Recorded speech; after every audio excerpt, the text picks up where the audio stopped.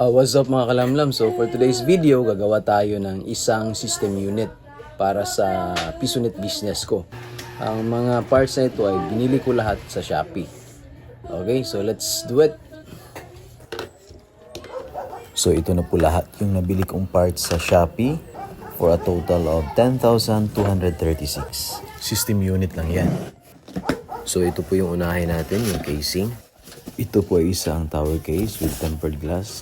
Keytech ang brand, worth 699 pesos. At ito naman yung board at processor natin. Binili ko ito sa Shopee as bundle. Ito po ay isang MSI A320 at yung processor naman ay AMD Ryzen 5 2400GE sa presyong 5,680. And I think this is a slightly used na motherboard and processor, kaya medyo mura lang talaga siya. Ang kagandahan ng neto is yung seller ay tinest talaga niya yung item at saka sinend niya yung video bago niya pinadala yung item sa akin. Ang problema lang ay kung mag-function ba siya pagdating dito. Kasi yan talaga yung isang problema pagbibili tayo ng parts sa Shopee, di natin alam kung gagana ba siya pagdating dito.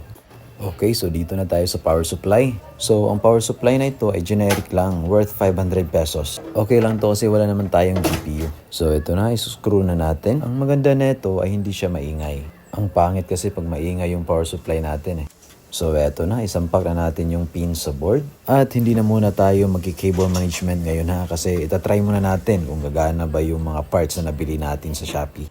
So, dito na tayo sa pinaka-complicated na salpakan sa PC. Ito na yung mga power switch, saka HDD lead na ang liliit. Pero madali lang naman din yung ikabit kasi may mga label na yan. Basahin nyo lang with lens.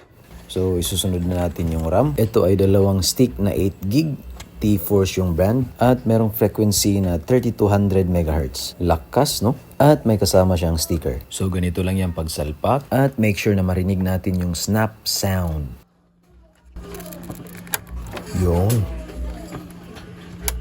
At yun. So, perfect na install na yan pag nag-snap. So, ayun. Goods na yung mga major parts natin. So, later na tayo mag-cable management kasi tatry muna natin to. Hintayin muna natin yung SSD matapos yung cloning. At ito namang RGB exhaust fan natin. Mamaya na natin itong ikabit pagkatapos nating matry yung ating system unit. So, ititest muna natin yung system unit bago tayo magki-cable management o di kaya maglagay ng exhaust fan. So, eto na. Finally, natapos na yung cloning. So, salpak na natin yung bagong SSD. So, ito po ay Kingston 240GB SATA type worth 968. And by the way, for all the information, nabili ko po lahat ng mga PC parts sa iba't ibang store sa Shopee. Okay, so goods na tayo. So, let's try this one out. So, hopefully, gumana to. Woo! So this is the exciting part. Ayun! Bravo! Yay! Woo! Kala ko deads. Ayos first power on ko yun. Tas gumana agad, napaka-fulfilling.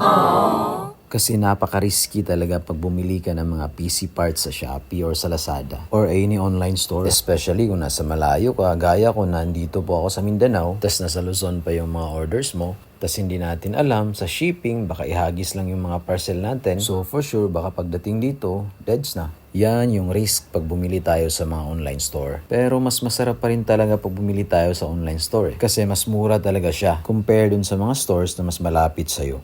So eto na, natapos na mag-boot. Ang sarap talaga sa pakiramdam kapag gumana yung na-assemble mong unit. So eto na, ipapakita ko na sa inyo yung system. By the way, ang mga presyo po ng nabili kong mga item dito sa Shopee, lahat ay SRP yan. So wala po tayong discounted price. So eto na nga, Ryzen 5 Pro 2400GE. So wala na po tayong GPU. Tas ang RAM natin is 16GB, which is dalawang stick na 8GB. At kung makikita natin, yung frequency niya is 2400 MHz lang. Pero yung sticker sa RAM is 3200 MHz. So yan po yung talaga mga kadalasang scam na nagaganap sa online store. Especially pag mura yung product. Pero not a big deal para sa akin. Ang importante, gumana po yung RAM. At ayun, goods yung system natin. So eto na, install natin yung exhaust fan na RGB. So madali lang to. Tanggalin mo lang yung lock para makuha mo yung screen cover. So ayan, pwede na nating i-screw yung fan. So of course, may libre po siyang screw.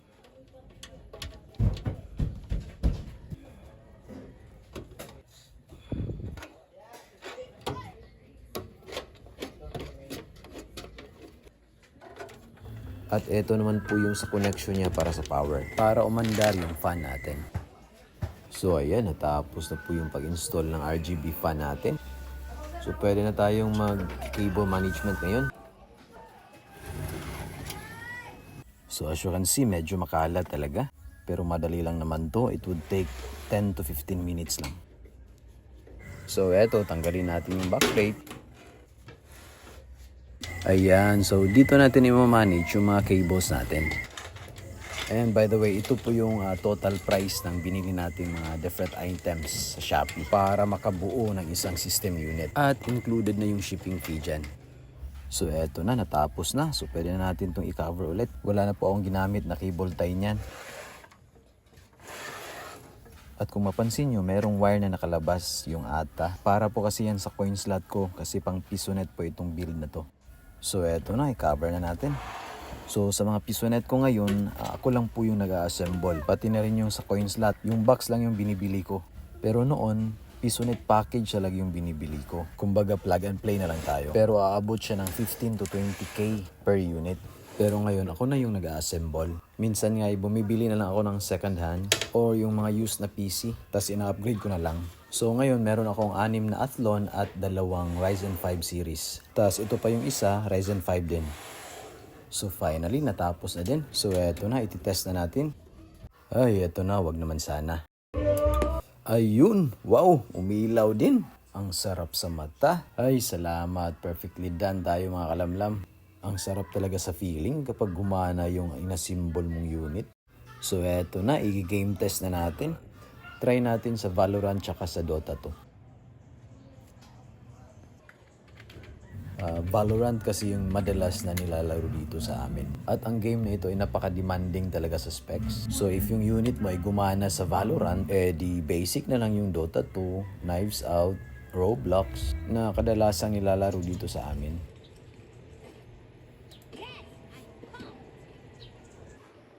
So titingnan natin yung FPS. Pag below 60 na yung FPS, so hindi na po yan smooth sa game. So much better if above 50 FPS.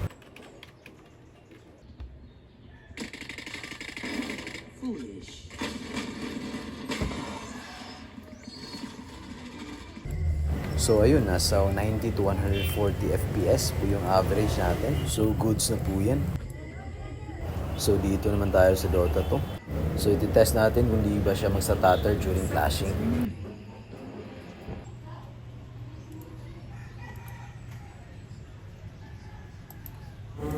By the way, for those who wants to put up a business business, ang may papayo ko lang is, ang bibilihin yung specs dapat is yung mga DDR4 like Athlon or Ryzen series. Like kung gusto nyo makamura, doon kayo sa Athlon. Pero kung gusto nyo hindi bitin sa gaming, doon na lang kayo sa Ryzen series. Kaso nga lang, medyo may kamahalan talaga So for me, kung medyo low budget lang talaga, I'd go for Athlon 200 or 300 G series. Basta lagyan nyo lang talaga ng 2 stick na RAM at saka 100Hz na monitor. Smooth na yan, promise.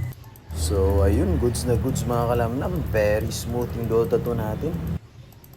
So ayun mga kalamlam, for a total of 10k may system unit na ako.